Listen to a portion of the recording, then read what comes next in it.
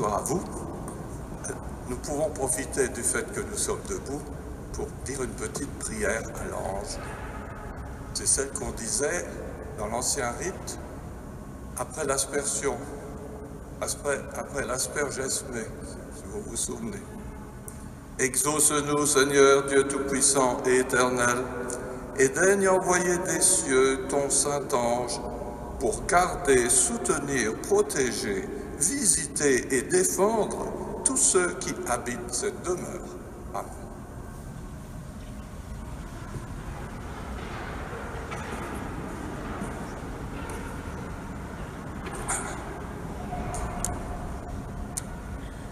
Vous n'avez pas hésité à braver le grand froid. J'espère que l'histoire des anges vous réchauffera le cœur. Alors voilà, aujourd'hui le thème c'est la création des anges. Nous avions examiné la dernière fois la place des anges dans l'Ancien Testament, dans le Nouveau Testament et surtout dans le courant apocalyptique. Nous avons constaté que Jésus lui-même parle beaucoup des anges, mais la Bible ne nous dit rien sur leur origine. Et donc, ça va être le travail des théologiens qui vont émettre différentes hypothèses. Certaines seront choisies et seront fixées, pour ainsi dire, dans la doctrine de l'Église. Donc, si on regarde la Bible, il y a deux récits de la création. Genèse 1, Genèse 2. Pas question d'ange. Il y a un passage que je vous avais déjà cité, qui est très poétique, c'est dans le livre de Job. Quand Dieu créa l'univers, je cite, tous les fils de Dieu, on avait dit que c'était une façon de parler des anges, tous les fils de Dieu crièrent « Waouh, c'est magnifique !» Donc, les anges sont antérieurs à la création matérielle, dans ce cas-là. Nous avons également un passage du psaume 104, qui est poétique aussi, et où il est dit « Des vents, à partir des vents, Dieu a fait ses messagers, et des flammes, ses ministres. » Ces messagers, ce sont ses anges. Donc, ils auraient été tirés des vents. Il y a un passage du livre du Siracide qui va être repris et servira de guide. On y lit ceci. Celui qui vit éternellement a créé toutes choses ensemble. Il ne dit pas de quoi il s'agit, mais ensemble. Et donc, il aurait créé les anges en même temps que le monde matériel. Le seul passage de la Bible tout à fait clair, c'est une épître de saint Paul, c'est Colossiens 1,16, sur l'origine des anges. Je lis ceci, « En lui, dans le Christ, tout a été créé, dans les cieux et sur la terre, les êtres visibles comme les invisibles. Trône et souveraineté, autorité et pouvoir, ce sont des noms de catégories angéliques. Tout a été créé par lui et pour lui. » Alors, première chose, les anges sont des créatures. Ils ont été créés, ce ne sont pas des, comme dans d'autres religions, l'Inde par exemple, des émanations de la substance divine. Ce sont des créatures. Et voilà comment nous arrivons aux premiers essais de synthèse sur le monde angélique, comment le concevoir. Alors, à ce sujet, c'est très intéressant de voir l'influence de la philosophie grecque de l'époque, notamment chez celui dont nous allons parler dans un instant, chez Origène. En effet, dans l'Antiquité, on est au IIIe siècle, hein, c'est quand même tout au début, il y avait deux écoles théologiques qui lisaient de manière substantiellement différente la Bible. Il y avait l'école d'Antioche qui est littérale, très sobre. Il dit c'est écrit, c'est écrit. Et donc,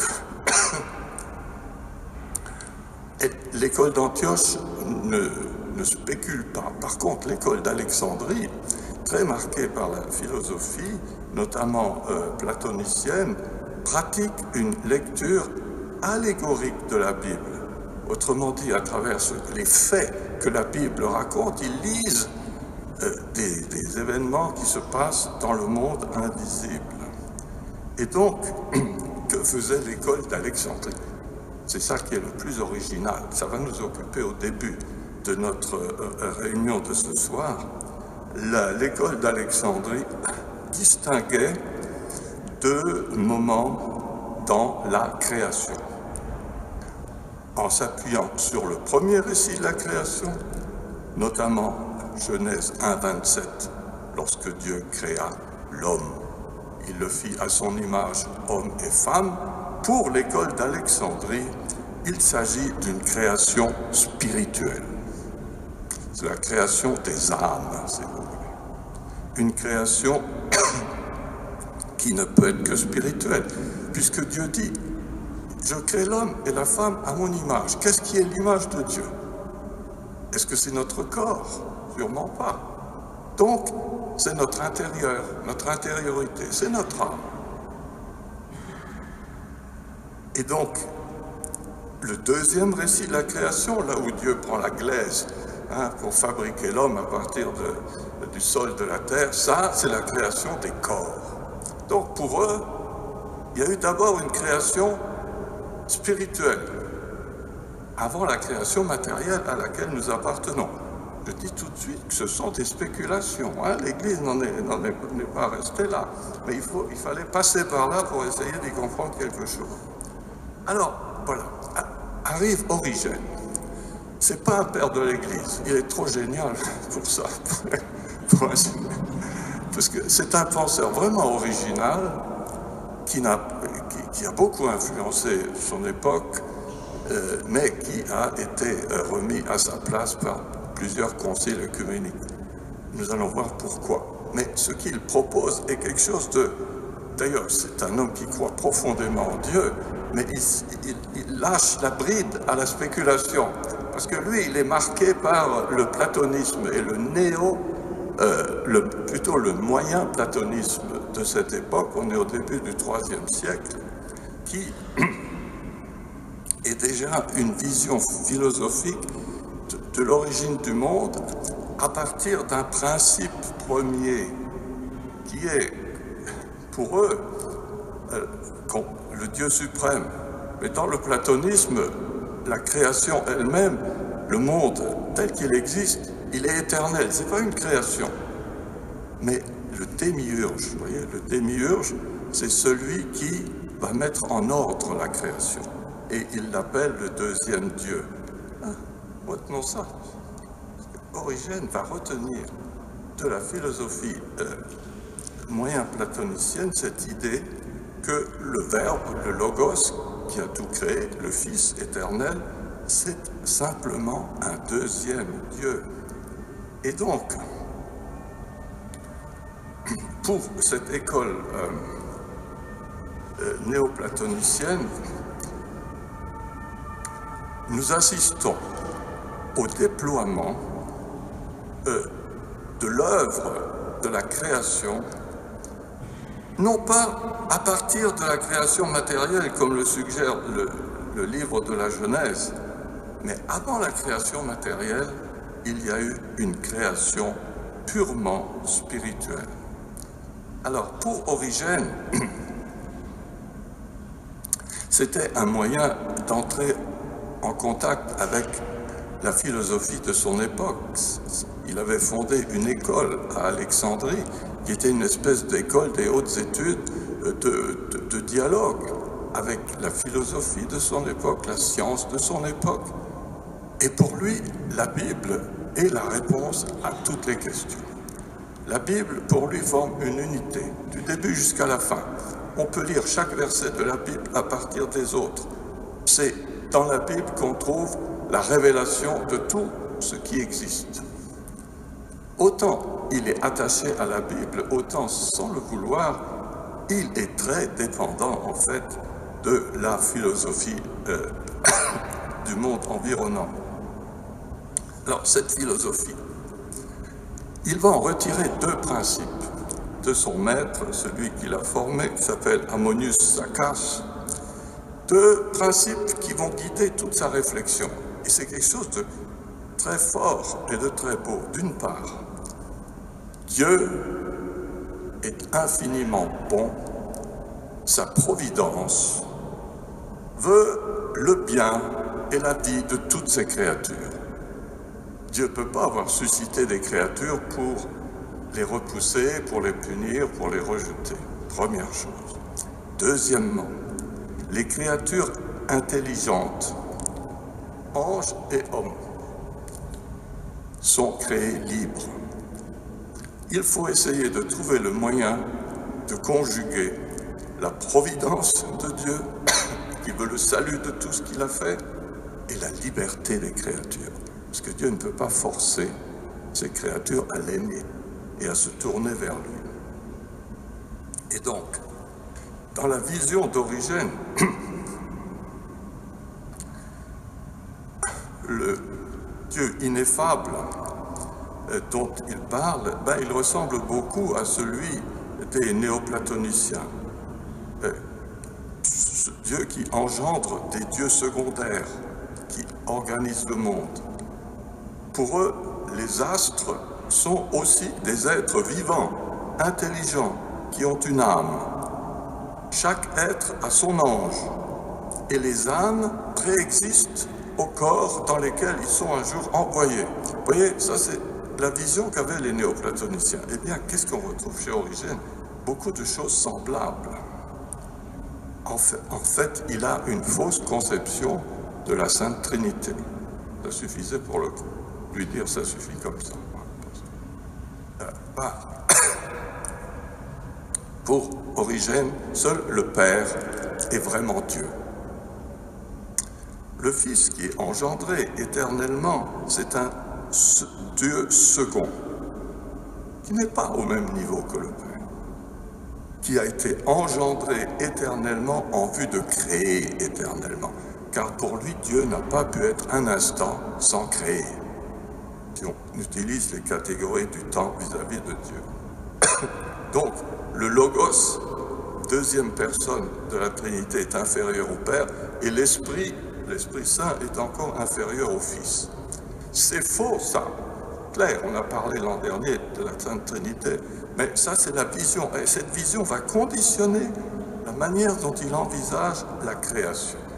Car dans le système d'Origène, la relation qu'a le Logos, c'est-à-dire le Verbe éternel, créateur, par rapport au Père, va se retrouver entre les créatures spirituelles et le Logos. En effet, si on regarde le système d'Origène, on est frappé par la maîtrise avec laquelle il expose cette vision. Nous sommes en l'an à peu près 230, c'est très tôt. Il a écrit un traité qui s'appelle le Traité des principes. Alors, les principes, c'est d'une part la Trinité, même s'il en a une fausse conception, les âmes et le monde matériel. Nous allons voir comment. Pour Origène, je vous disais, Dieu n'a pas créé d'emblée un monde matériel, charnel. La première création de Dieu, c'est un monde spirituel. Ce sont des êtres qu'il appelle logikoi, comme le logos. Ce sont des êtres raisonnables, doués d'intelligence, de volonté, et qui participent de la vie de celui qui les a créés, par grâce, par pur don. Et Origène dit donc que Dieu n'a pas pu être un seul instant sans créer. Dans l'éternité, il engendre le Fils qui immédiatement crée des êtres à son image. Bien. Cette création d'êtres spirituels nous met devant des êtres qui sont invisibles, immatériels, tous égaux, tous ineffables. Ces êtres raisonnables sont dotés d'un corps, dit-il, subtil. Ce n'est pas un corps matériel. Parce que dans la pensée grecque, on ne pouvait pas imaginer un esprit qui n'ait pas de contour. Parce que si on dit un esprit, ben, c'est quoi? C'est un gaz diffus. Ou bien c'est un esprit, un autre. Et donc, pour distinguer les êtres spirituels, il faut qu'ils aient un corps subtil, éthéré, mais ce n'est pas un corps matériel. Ces êtres, avant tout, sont dotés de liberté. Ce monde spirituel est bon, juste, capable de connaître et d'aimer Dieu. Pour l'instant, tout baigne, si j'ose dire. Car Dieu a en face de lui des êtres qui sont reconnaissants d'avoir été créés avec une telle dignité et une telle proximité à lui-même. Mais voilà, ils ont été créés libres. Et le jeu de leur liberté va enclencher une deuxième phase dans la création. Nous sommes toujours dans le monde spirituel. Le monde matériel n'existe pas encore. Nous assistons alors à la diversification de ces êtres spirituels par le jeu de leur liberté. Ils se diversifient en réalité en trois natures spirituelles. Ces trois natures, ce sont les anges, les démons et les âmes des hommes. En effet,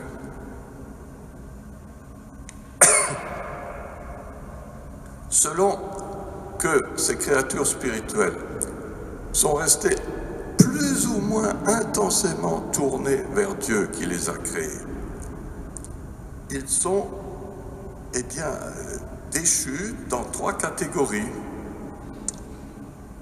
La première catégorie, c'est celle des anges, puisqu'on parle des anges. Et les anges sont donc, même entre eux, hiérarchisés selon leur degré de proximité par rapport à Dieu. Ils continuent donc d'entourer Dieu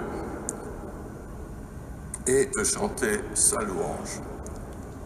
À l'opposé, vous avez la catégorie de ce qu'on appellera les anges déchus, ce sont les démons. Les démons sont ceux qui ont rejeté Dieu, Satan en tête. Et entre les deux, il y a les âmes des hommes, les nôtres, qui sont ni anges ni démons, mais qui également se sont plus ou moins éloignés par rapport à la source. Alors, la chute s'est produite comme un refroidissement, selon lui. Car Dieu est feu et lumière, plus vous êtes proche du feu, plus vous êtes brûlant.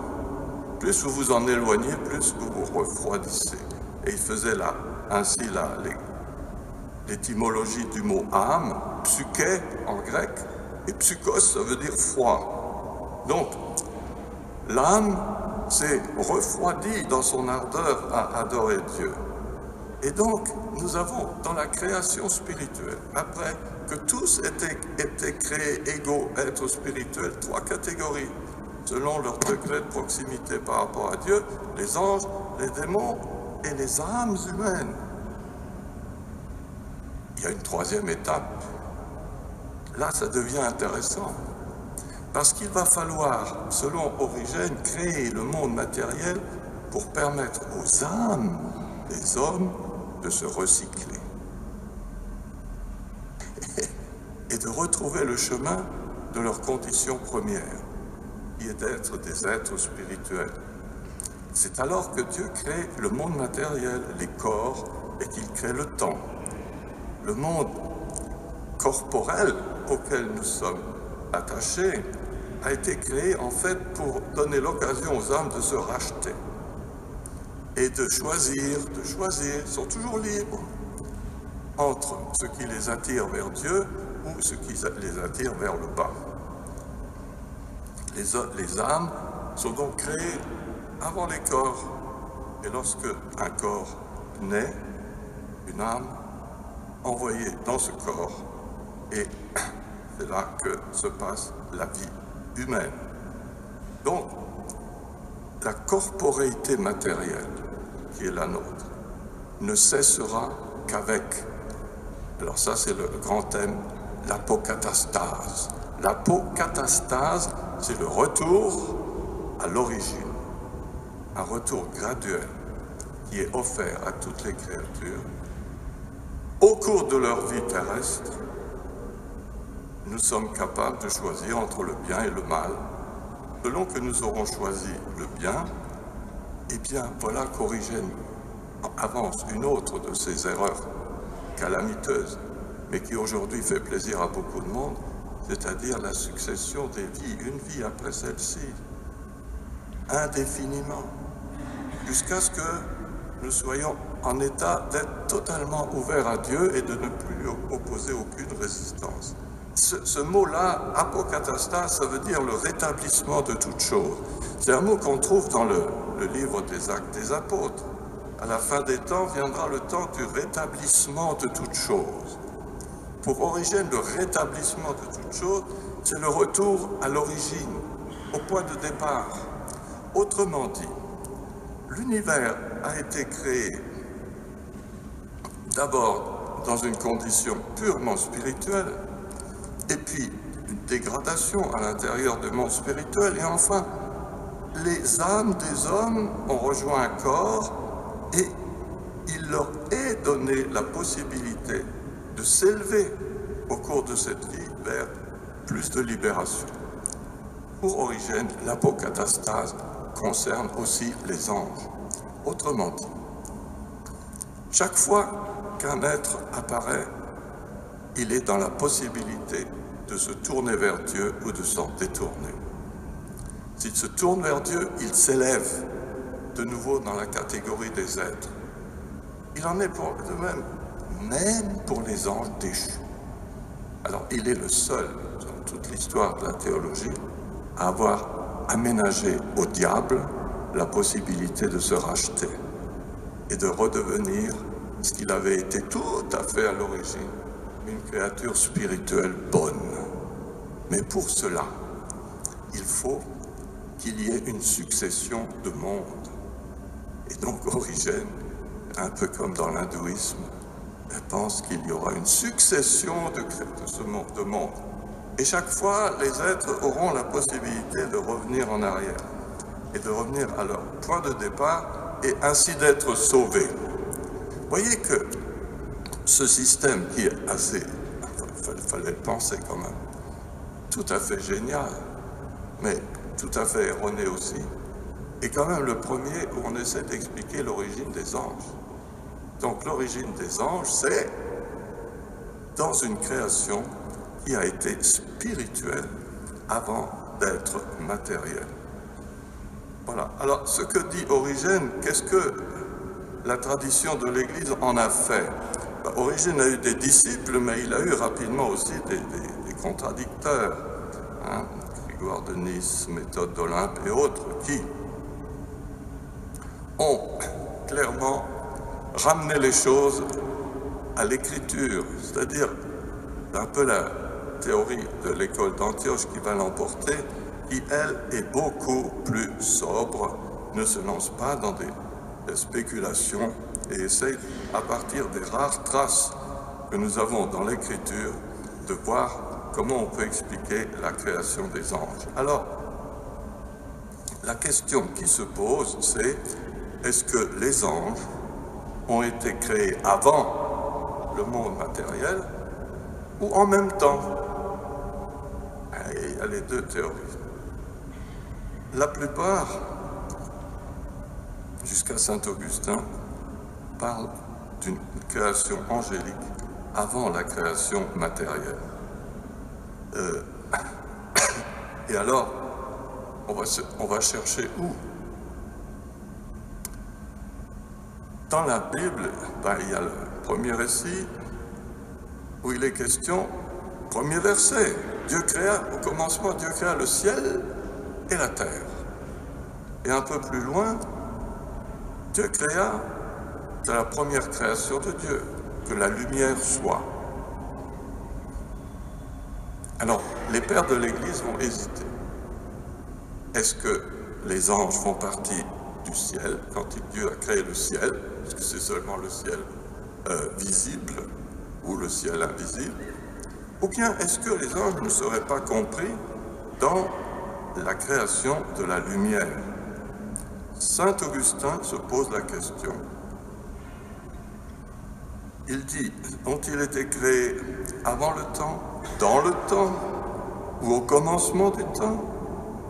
Il voit la création des anges soit dans le ciel, soit dans la lumière. Mais il penche plutôt pour une création simultanée. Comme disait le livre du Siracide, au commencement, Dieu créa le ciel et la terre par ces mots. C'est la création, dans sa totalité qui est désignée, la création spirituelle et corporelle, ce qui est plus crédible. Ben, vous savez, on n'aura pas beaucoup d'autres réponses que celle-là. Et donc, simultanément, on peut reprendre l'image scientifique du Big Bang. Au moment du Big Bang, avant, il n'y avait rien. À ce moment-là, Dieu crée le début du cosmos, qui ne va pas connaître une expansion permanente, et puis, en même temps, les êtres invisibles que sont les anges.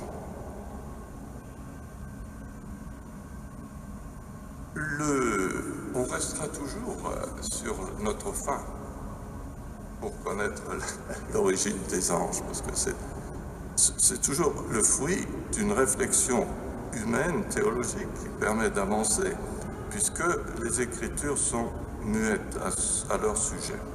Alors, en même temps que parler de la création des anges, il faut se demander quelle est leur nature.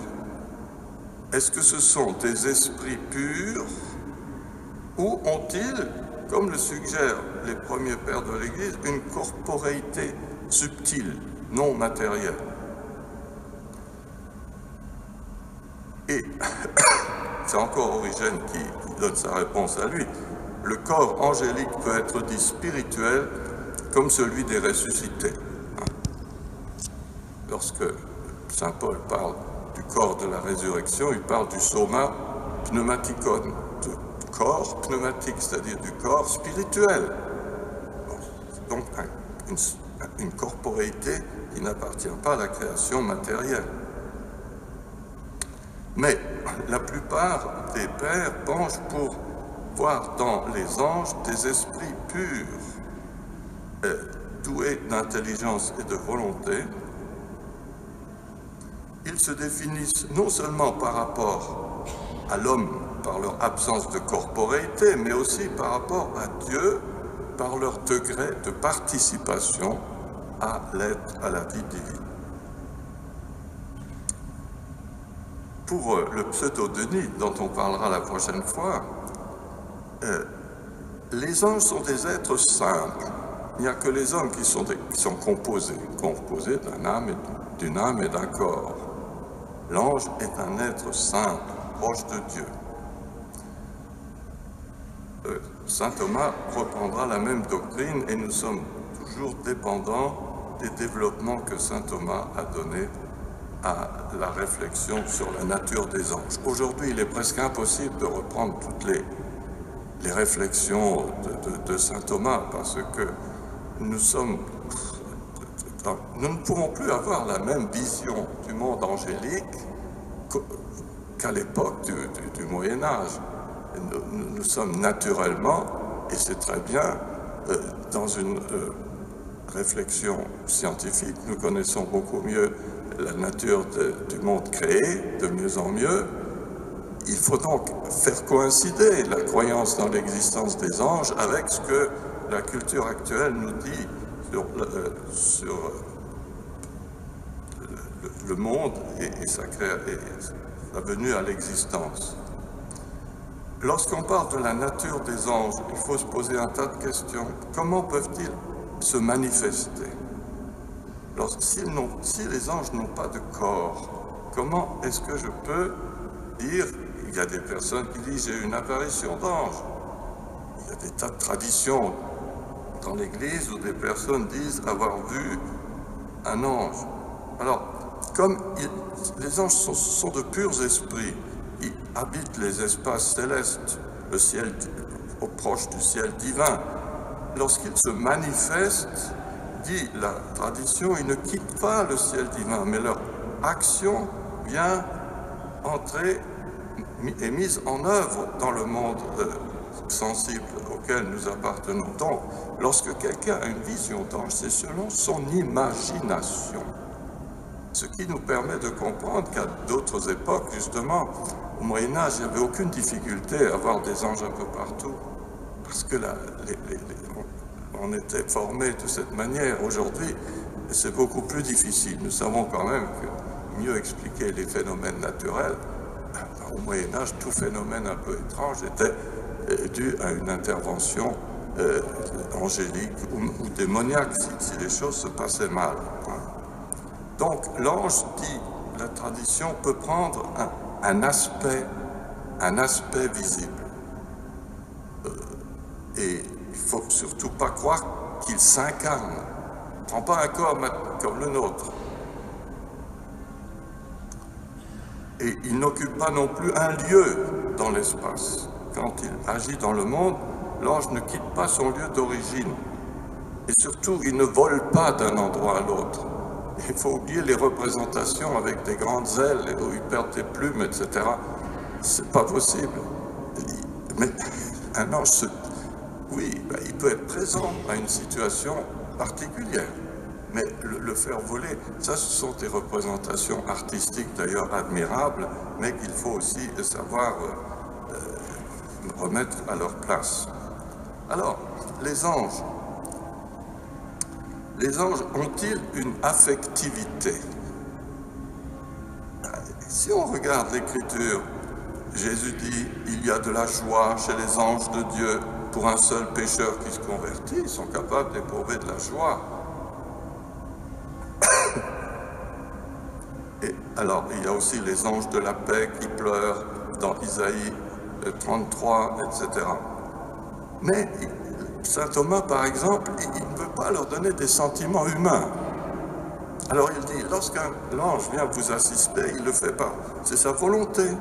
Sa volonté. Il le fait qu'il aime Dieu et qu'il veut secourir les hommes. Mais il n'a pas de sentiments, même pour ses protégés.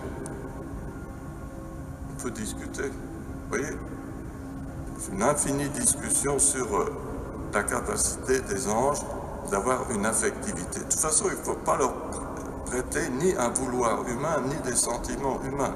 Ce sont des êtres purement spirituels qui réagissent selon des catégories bien différentes des nôtres. Alors, les anges ont été créés face à Dieu.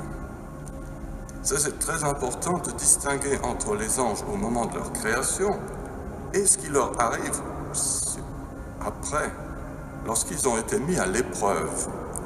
Les anges ont été créés dans leur nature. Qu'est-ce qui leur arrive? Alors, certains parlent de 3 moments de leur création. Lorsqu'ils ont été créés, ils se sont regardés eux-mêmes, et ils se sont dit, on est magnifique. Bien. Ensuite, ils se sont tournés vers le Créateur pour l'adorer et lui rendre gloire. Et puis, à un moment donné, ils se regardent entre eux. Et ils se disent, oh, mais il y en a qui sont plus intelligents que moi, là. Parce que les anges, c'est des intelligences. Donc, ils s'aperçoivent, ce sera le sujet prochain, qu'ils sont hiérarchisés. Tous les anges ne sont pas égaux. Il y a 9 catégories. Donc, ils sont plus ou moins proches du Créateur. Donc, ce fait de se comparer peut, on s'en doute, mais ça, c'est une psychologie humaine qu'on leur attribue, conduire à quelques difficultés. Et puis, les anges ont été mis à l'épreuve. Vous voyez, ils ont été mis à l'épreuve car à un moment, il faut qu'ils se prononcent, oui ou non, est-ce que tu adores ton Créateur et tu t'oublies? Ou bien est-ce que tu penses que la magnificence de ton être, tu le dois à toi seul et tu te passes du Créateur? Et c'est dans cette épreuve que va jaillir la distinction entre les anges qui restent fidèles et qui reçoivent la béatitude éternelle par la vision de Dieu, et puis les anges déchus, qui se refusent à cela. Nous allons voir dans un instant comment on explique la chute des anges. Mais ce qui est capital, c'est de se rendre compte d'une chose qui est terrible. Les anges, une fois fait leur choix, sont fixés dans ce choix pour l'éternité, ne peuvent plus en racheter. Alors que les hommes, lorsque nous faisons des péchés, et nous les regrettons, nous les confessons, c'est effacé. Les hommes peuvent se racheter en permanence de leurs fautes. Comme l'ange est une créature purement spirituelle, il ne vit pas dans le temps. Nous avons la catégorie du temps, et grâce à laquelle nous pouvons nous racheter. Mais l'ange ne vit pas ni dans l'éternité, qui n'est que de Dieu, il vit dans une autre catégorie qu'on appelle, excusez-moi, l'Evum. La Evum, c'est le temps des anges qui a un commencement mais n'aura pas de fin. Le temps des hommes, il a un commencement et il aura une fin. Dieu est hors du temps, c'est l'éternité. Et donc, l'ange, il a une connaissance globale du début et de la fin de tout ce que Dieu a conçu. Et voyons ce spectacle global de la création et du temps, il est capable de se déterminer pour ou contre Dieu. Une fois qu'il s'est déterminé, c'est terminé. Et donc, les anges qui chutent sont réellement les seules créatures qui n'ont aucune chance d'être à jamais rachetées. Alors, justement, la chute des anges. Qu'est-ce qu'on a trouvé comme explication? Parce que là aussi, il y a des hésitations. La première explication qui a été donnée, on a essayé de la trouver dans le livre de la Genèse, au chapitre 6. Il est dit une chose étrange, mais c'est de la mythologie pure. Les fils de Dieu, c'est-à-dire les anges, virent que les filles des hommes étaient belles, et ils prirent pour femmes celles de leur choix. Vous saviez ça? Alors, le livre de la Genèse dit, ils ont engendré les géants. Les géants, bon, mythologie, oublions. Bien. Mais, ce n'est pas resté des géants. Mais déjà dans l'Apocalyptique, le livre d'Enoch dit, de cette union sont nés les démons. On n'a rien demandé là. C'est une explication. Alors, cette explication est restée dans les premiers siècles. C'est ainsi que Saint Justin, vers 150, dit ceci. Dieu a confié aux anges le soin de veiller sur les êtres qui sont sous le ciel, mais transgressant cette ordonnance, les anges s'abaissèrent à s'unir à des femmes et engendrèrent des enfants qui sont ce qu'on appelle les démons. Ils se sont par la suite asservis le genre humain, soit par des écrits magiques, soit par la crainte et les tourments qu'ils faisaient subir, soit en enseignant à offrir des sacrifices, encens et libations dont ils étaient devenus avides, après s'être laissés asservir par la passion des désirs. Ils ont semé parmi les hommes meurtres, guerres, adultères, dérèglements et vices de toute espèce. Bon, l'origine, les démons. Mais il y a deux explications. Cette explication n'a pas été retenue. Il y en a deux, mais comme je le disais tout à l'heure, elles ressortent quand même de la psychologie humaine. Est-ce qu'on peut la transférer aux anges? Le premier, c'est le péché d'orgueil. Lorsque la Vulgate traduit le livre d'Isaïe 14, il est question du fils de l'aurore. Il appelle Lucifer. Ah, tous entendu parler de Lucifer, le chef des anges déchu. Mais il y a une page extraordinaire où Lucifer, qui est appelé astre brillant, fils de l'aurore, comment es-tu tombé du ciel? Comment as-tu été précipité à terre? Toi qui séduisais les nations, toi qui disais, je hausserai mon trône au-dessus des étoiles de Dieu, je monterai au sommet des nuages, je serai comme le Très-Haut. Mais tu as dû descendre au séjour des morts, au plus profond de la fosse. Cette explication de l'orgueil qui est tout à fait compréhensible. L'orgueil, c'est se regarder soi et trouver qu'on est extraordinaire et oublier qu'on tient tout ça du bon Dieu. Voilà. C'est pareil pour les anges. Et donc, le péché d'orgueil, c'est aussi celui d'Adam. Adam et Ève, le premier péché humain, c'est un péché d'orgueil, l'autosuffisance de l'homme par rapport à Dieu. Il en est de même pour les anges. Donc, une des explications de la chute des anges, c'est vraiment celle-là. C'est l'orgueil, Lucifer entraînant à sa suite tous ces anges qui pensent comme lui et qui oublient qu'ils doivent tout à leur Créateur. Mais la deuxième explication psychologique est aussi très profonde. Elle est un peu du même ordre. C'est l'envie et la jalousie des anges, une fois qu'ils ont vu que Dieu a créé les hommes à son image. Le livre de la sagesse dit d'ailleurs, par l'envie du diable, la mort est entrée dans le monde. Et on considère donc à ce moment-là que le serpent qui a séduit Ève, c'était le diable.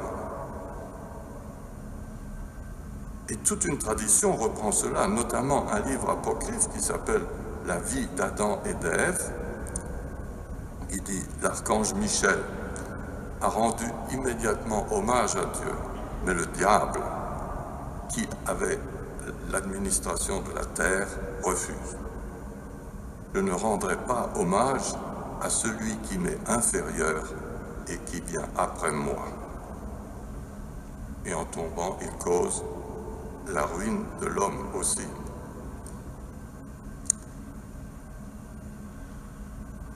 Dans la vision chrétienne du monde angélique, il y a une cohérence, une unité entre l'univers angélique, l'univers humain et même l'univers matériel. Tout ça se lie. Et donc, la création est un projet global. La création est un projet où à la fois le monde spirituel et le monde charnel et matériel sont en communion. Donc, les anges sont tombés. Un certain nombre. Combien? Je se demande combien sont tombés. D'ailleurs, vous savez, la dernière fois, on a dit, ce sont des myriades et des myriades. Ils sont tombés. Alors, certains se réfèrent à un passage de l'Apocalypse 12:4, où il est question du dragon.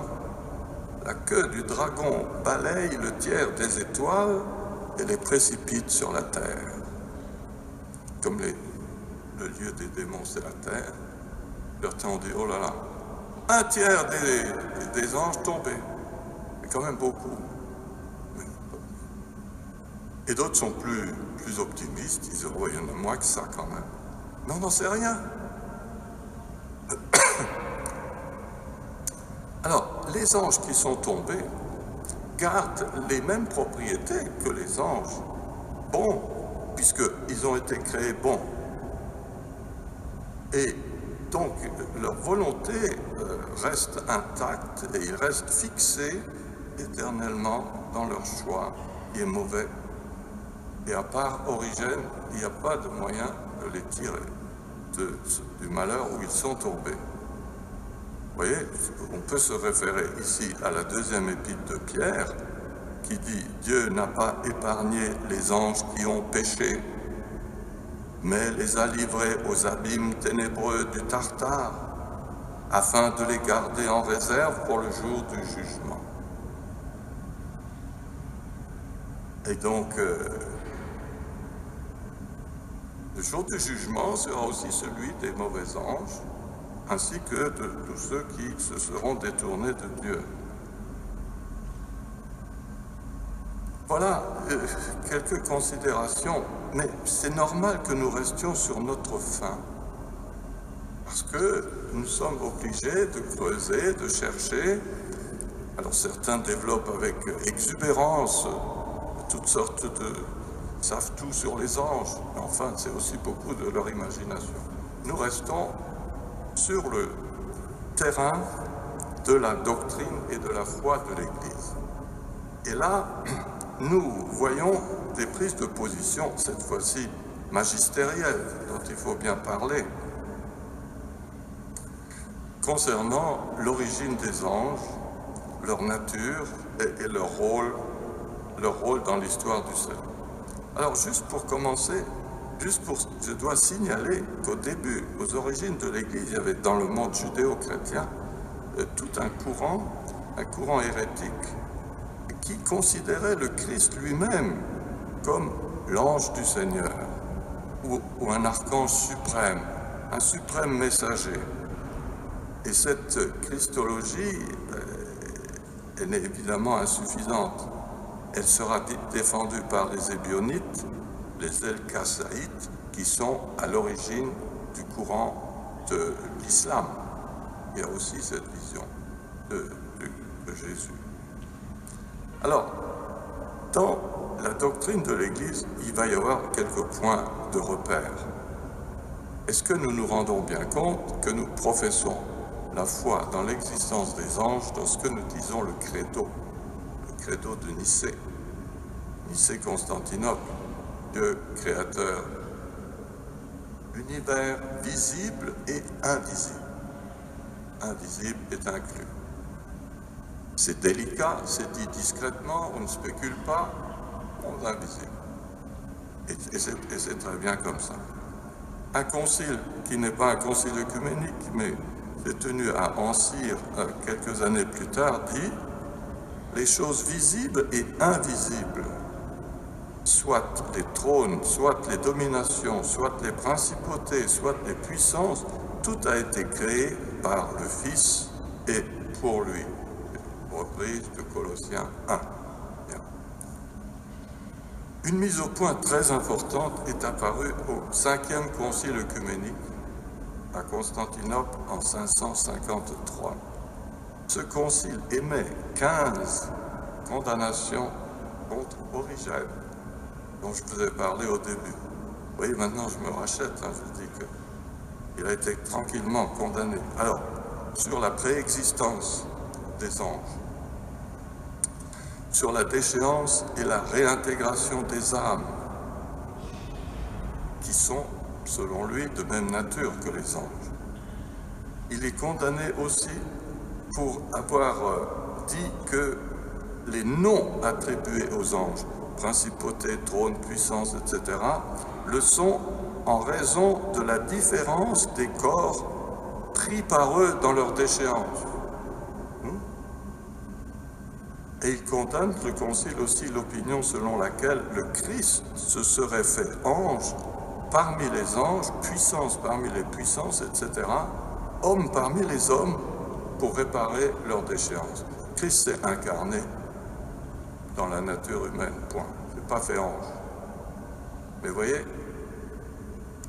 la doctrine se fixe toujours en réaction à des excès, parce que quelqu'un doit défricher le terrain, dire des choses, et puis ensuite on recadre. Donc Origène a subi ce sort, si je puis dire. une étape importante dont on ne parle jamais, est-ce que les anges, qui sont des êtres purement spirituels, peuvent-ils être représentés dans l'art? Ils le sont. Il n'y a qu'à regarder, il y en a partout. Mais il a fallu un concile pour ça. Vous savez, après la période de l'iconoclasme, on avait essayé d'interdire toute représentation picturale, architecturale, sculpture des personnages célestes. Et le concile de Nicée II a mis les choses au point. Non, il est permis de représenter le Christ, parce qu'il a la double nature. Jésus, on peut vraiment le représenter, oui, la forme humaine. La Vierge, bien sûr, les saints, mais les anges, ils n'ont pas de corps. Et alors, Nicée II autorise la représentation des anges, digne de notre respect, celle de tous les saints, en disant que les anges sont, le mot technique, c'est circonscrits. Vous voyez, ce n'est pas des gaz qui sont diffus dans la nature, ils ont un corps subtil. Et donc, on revient à l'idée que un ange, ce n'est pas un autre. Et en effet, la doctrine de la création des anges dit que chaque ange est une espèce différente. Chaque ange est une espèce. Nous, nous appartenons à l'espèce humaine, ok? Mais chacun de nous est différent. Chez les anges, il n'en est pas ainsi. Chaque ange est donc il y a des myriades d'anges qui sont autant d'espèces. Et chacune de ces espèces, eh ben, elle doit avoir sa forme, sinon on confond tout, on ne voit plus rien. Donc, pratiquement, l'esprit humain est obligé de penser qu'ils ont un corps subtil, aérien, igné, éthéré, tout ce qu'on voudra, qui permet de les représenter. Mais lorsque nous représentons les anges, c'est notre imagination qui parle. Mais oui, c'est notre imagination qui se les représente ainsi. Bien. Alors, également, très important, un synode d'Aix-la-Chapelle, au 8e siècle, interdit de donner des noms aux anges. Il n'y a que les 3 noms bibliques dont on a parlé. Mais oui. Les autres, c'est des catégories. Saint Paul parle des principautés, tout ça. C'est des catégories. Interdiction de donner. Et il y a eu, à notre époque, un courant, au XXe siècle, de Madame Emmerich, en Allemagne, qui avait créé l'œuvre des anges, Opus Angelorum. Et elle avait des visions, elle trouvait un nom chaque matin au petit déjeuner, un nouveau nom d'ange, et puis lui trouvait des attributions. Et on a dit, il faut arrêter. Il faut arrêter. Évidemment, ça intéresse un tas de monde, parce que c'est bizarre, mais ça ne correspond à rien. Donc nous ne pouvons pas en dire plus sur la nature des anges. Alors, c'est le concile de Latran IV, en 1215, qui luttait contre, vous savez, contre les albigeois.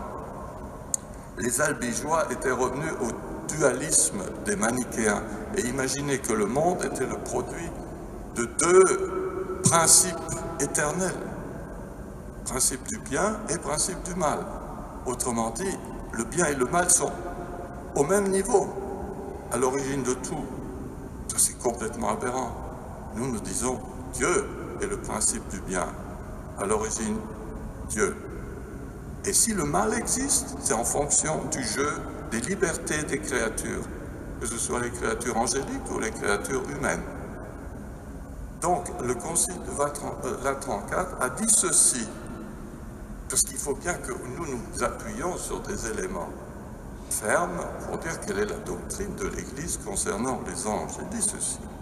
Alors, vous avez tout de suite remarqué, Dieu a tout ensemble créé de rien, tout ensemble, simul, hein, création simultanée, du monde angélique et du monde matériel.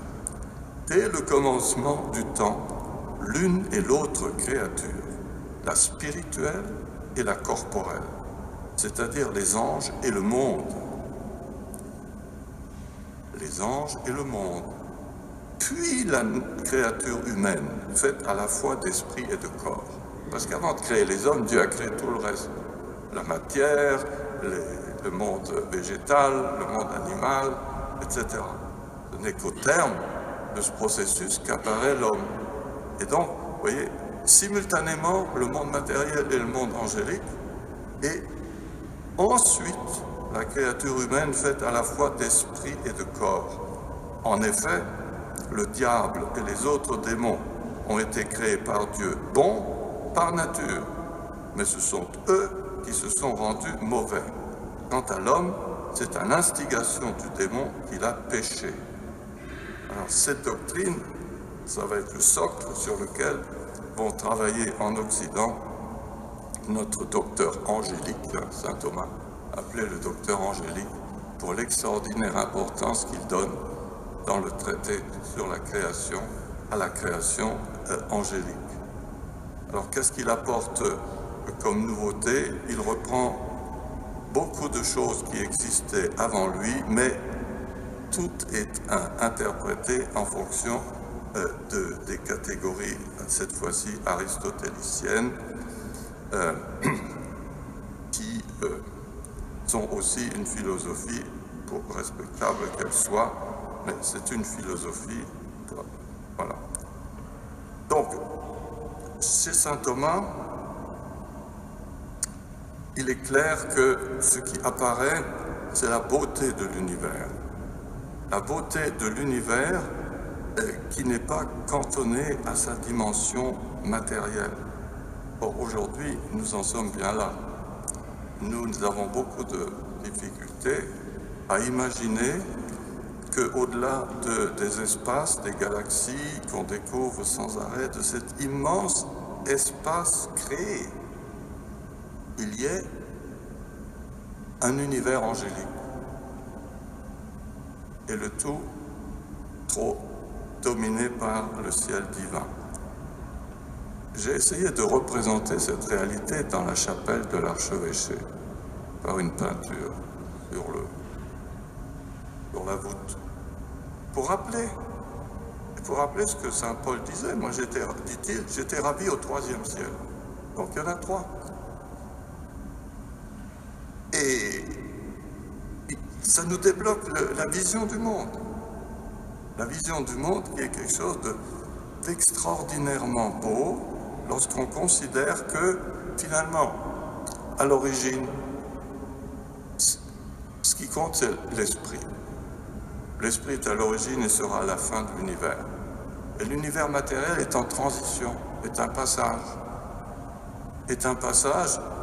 dans lequel notre civilisation scientifique, j'ai rien contre la science, hein, mais s'agrippe et puis il dit qu'il n'y a rien au-delà. Rien. Et toute la pensée biblique est là pour nous dire Dieu est esprit.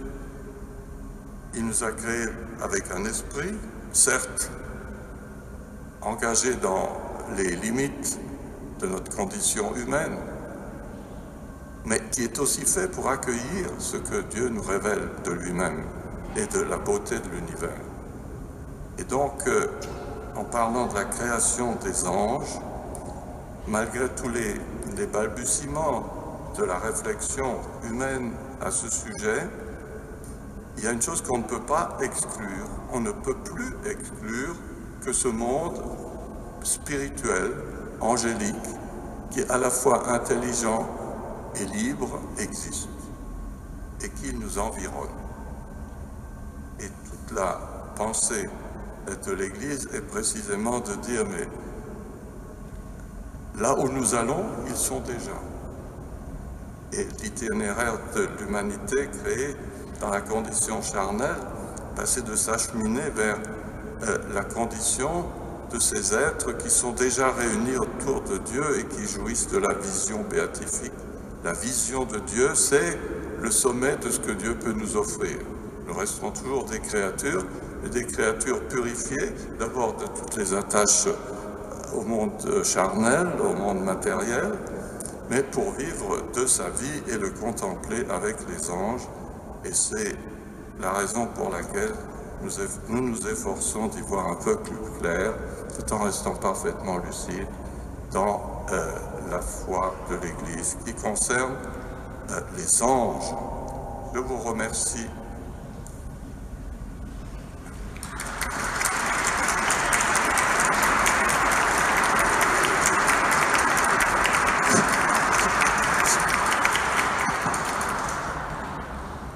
Voilà.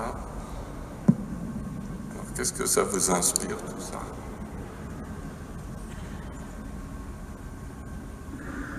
J'espère que vous n'avez pas trop froid. Ça va? Bon.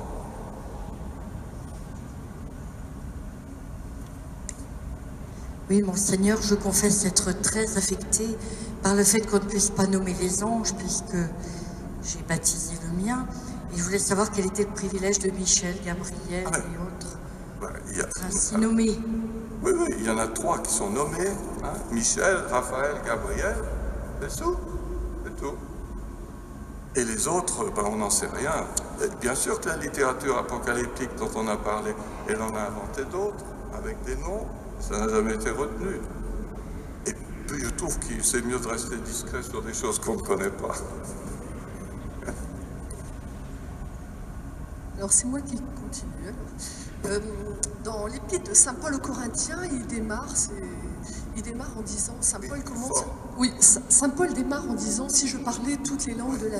Et après, il dit, si je parlais le langage des anges. Oui. Et c'est quoi ce langage des anges? Oui, eh ben c'est Saint Paul est, dans le Nouveau Testament, celui qui donne le plus d'importance aux anges et aux catégories angéliques. Et donc, il est marqué par la culture, disons, apocalyptique de son temps. Alors, pour bien faire comprendre, si je parlais tous les langages des hommes et des anges, pour montrer, si j'ai pas la charité, je suis nul. Vous voyez? C'est pour ça. Pour dire que la charité, c'est le plus important. C'est d'ailleurs ma devise. Tout le monde le voit.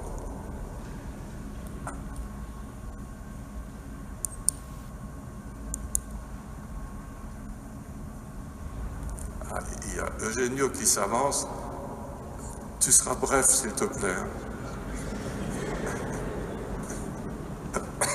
Est-ce que je peux te poser une question?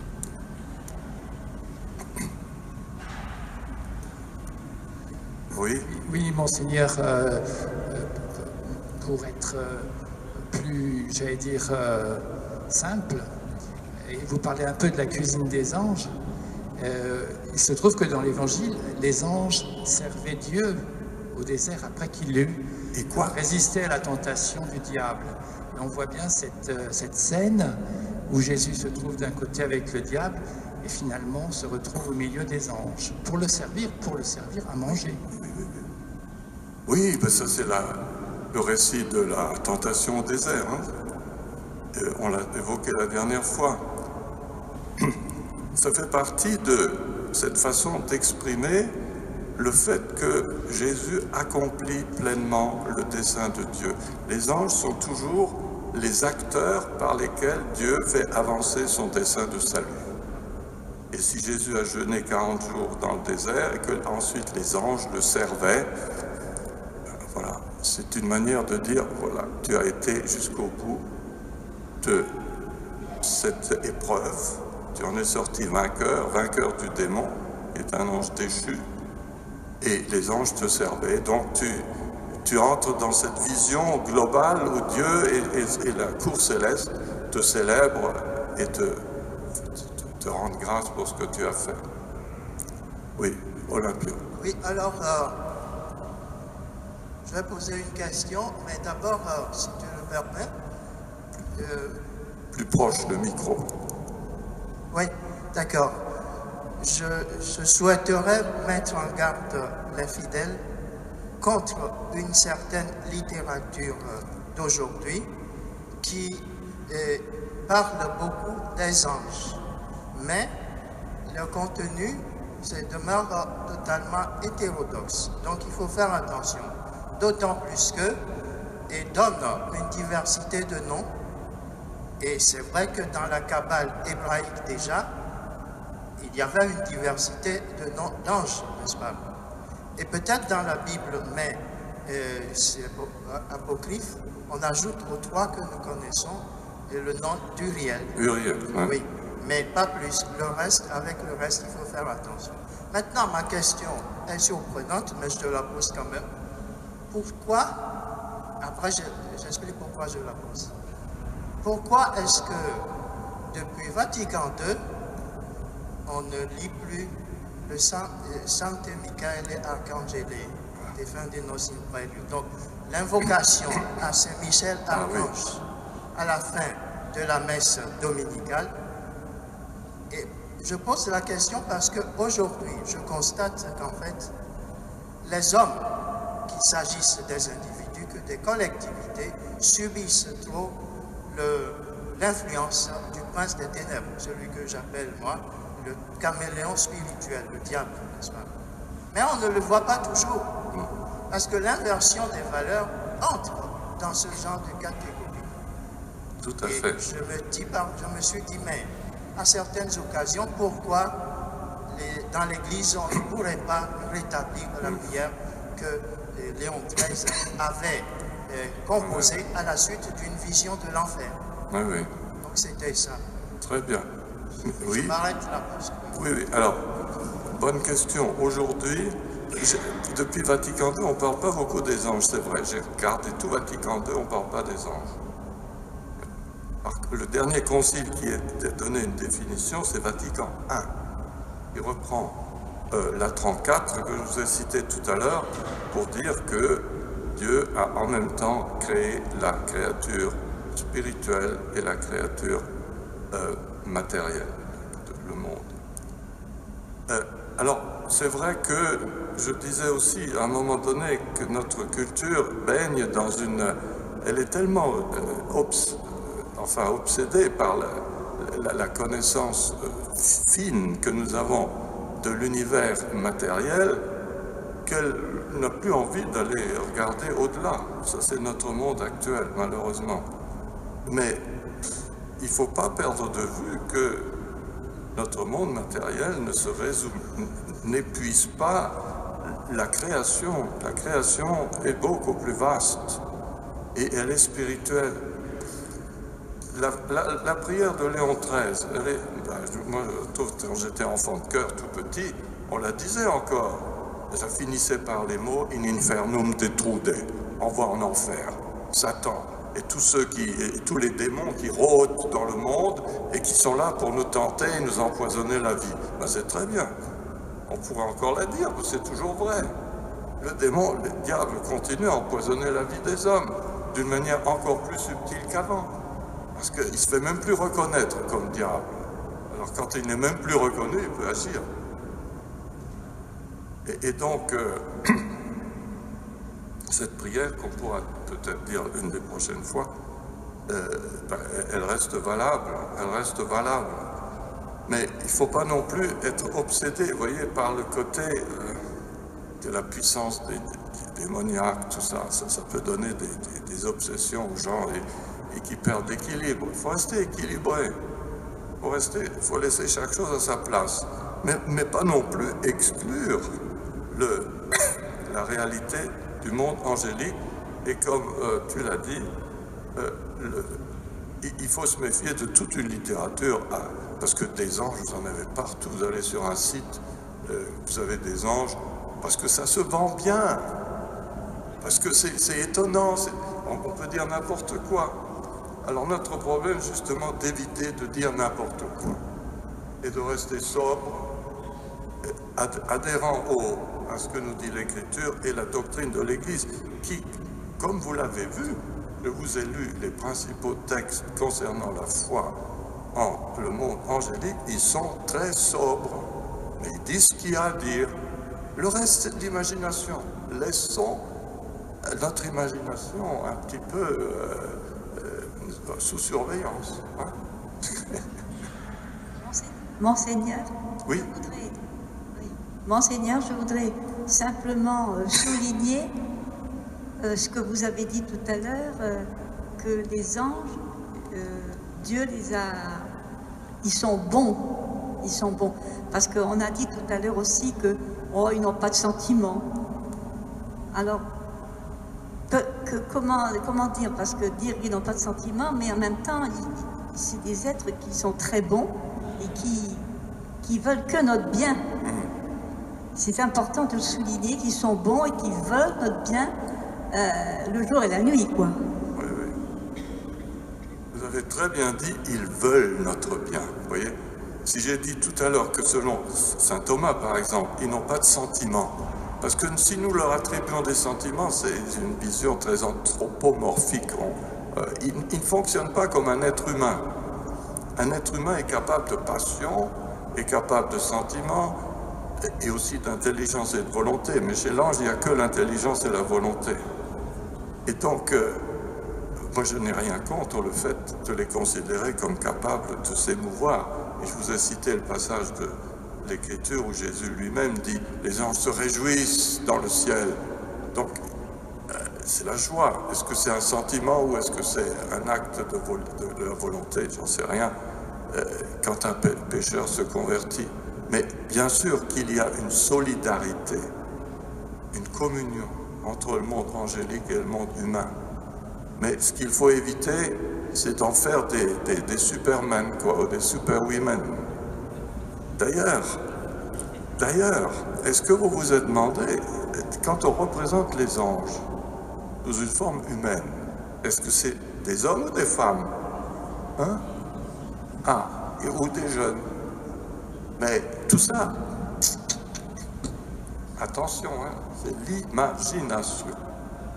Pas d'elle, pas d'hommes, pas de femmes, des anges, c'est-à-dire des esprits qui se déplacent, qui sont proches de nous, mais c'est des esprits. Il faut faire attention à ne pas se laisser entraîner par des visions qui ridiculisent la réalité, en fait, et qui ça devient insupportable à la fin.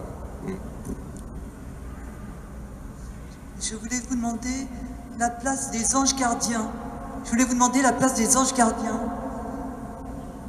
Ça sera la prière aux anges gardiens, qu'est-ce qu'en pense l'Église? Ah, c'est très bien.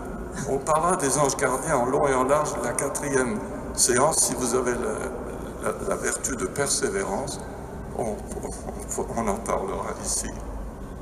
Mais bien sûr qu'il faut dire la prière aux anges gardiens.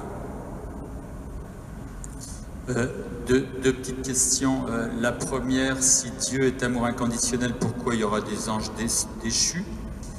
Et la deuxième, vous avez dit, comme une autre personne, qu'il y a beaucoup de dialogues, de discours sur les anges avec des tas d'interprétations. Et qu'est-ce qui ferait plus croire, finalement, le message de l'Église comme quoi il y aurait 9 hiérarchies, si j'ai bien compris? Pourquoi plus 9 que 12 ou 7? Voilà. Et si j'ai bien compris, donc la première question c'est si Dieu est amour inconditionnel, comment peut-il supporter qu'il y ait des anges déchus? Eh bien justement, c'est le dialogue, enfin le rapport entre l'amour de Dieu qui est toujours offert et la liberté des créatures. La liberté des créatures consiste aussi à pouvoir se détourner de Dieu. Comme les anges ne vivent pas dans le temps qui est le nôtre, une fois qu'ils se sont détournés de Dieu, c'est pour toujours. C'est ce que dit l'Écriture et la tradition chrétienne. Est-ce que c'est contre la... Alors, bien sûr qu'aujourd'hui, vous avez des tas de réflexions qui disent « Ah mais non, il n'y a personne en enfer, rien, il n'y a personne en enfer, pas un diable, pas un homme. » Mais ça, c'est aussi le sentiment de quelques-uns, qui est respectable. Mais si je regarde le contenu de l'enseignement de la Bible et de l'Église, je suis obligé de dire que cet enfer-là, il existe et il n'est pas vide complètement. Et l'autre question, c'était les hiérarchies. Oui, on n'est pas obligé d'y croire. L'Église n'a jamais dit que ce que nous dirons la prochaine fois, la hiérarchisation des anges, c'est un dogme de foi. Non. Mais cette tradition est entrée dans le patrimoine de l'Église d'Orient et d'Occident grâce à l'auteur dont on parlera la prochaine fois, le pseudo-Denis. Mais oui, bon, on peut très bien considérer que... Mais il faudra alors expliquer pourquoi il y a chez saint Paul toutes ces catégories d'êtres angéliques. Les dominations, les puissances, les vertus, c'est pas la même chose. Et donc on aura une explication sur leur hiérarchisation. Et cette hiérarchisation, vous verrez, c'est quelque chose de très subtil qui montre que tout ce monde angélique est en charge de plusieurs opérations concernant l'univers matériel, l'univers créé, et aussi les humains. Monseigneur, on parle des grands archanges Raphaël, Michel et Gabriel, Oui. mais il y a ce Lucifer qui porte un si joli nom, un si beau nom, porte-lumière, qui est devenu le diable, celui qui divise. Il est important quand même, et son nom est bien, Oui, mais il n'est pas bien connu. Oui, attendez, il n'est pas appelé Lucifer, c'est un nom, c'est une traduction d'étoile de l'aurore, quelque chose comme ça, qui se trouve dans la Bible, et c'est pas un archange, mais ça, c'est pas un archange, c'est disons le premier des catégories angéliques qui entraînait les autres dans sa suite, mais ça aussi c'est une explication a posteriori, ça ne se trouve pas comme tel dans les Écritures. Donc oui, Lucifer, bien sûr. Je citais Isaïe, où ce passage est très beau, où il se prend pour l'égal de Dieu. C'est une explication de la chute des anges et de tous ceux qui l'ont suivi. Mais il n'est pas un égal de Raphaël et compagnie, qui eux sont nommés, qui sont des messagers, qui ont eu des fonctions particulières chacun, et qui, à ce titre, sont vénérés par l'Église. Il y a la fête des saints archanges. Est-ce qu'on arrête? Parce que ça va être l'heure de la messe. Bon, merci. Bonne soirée.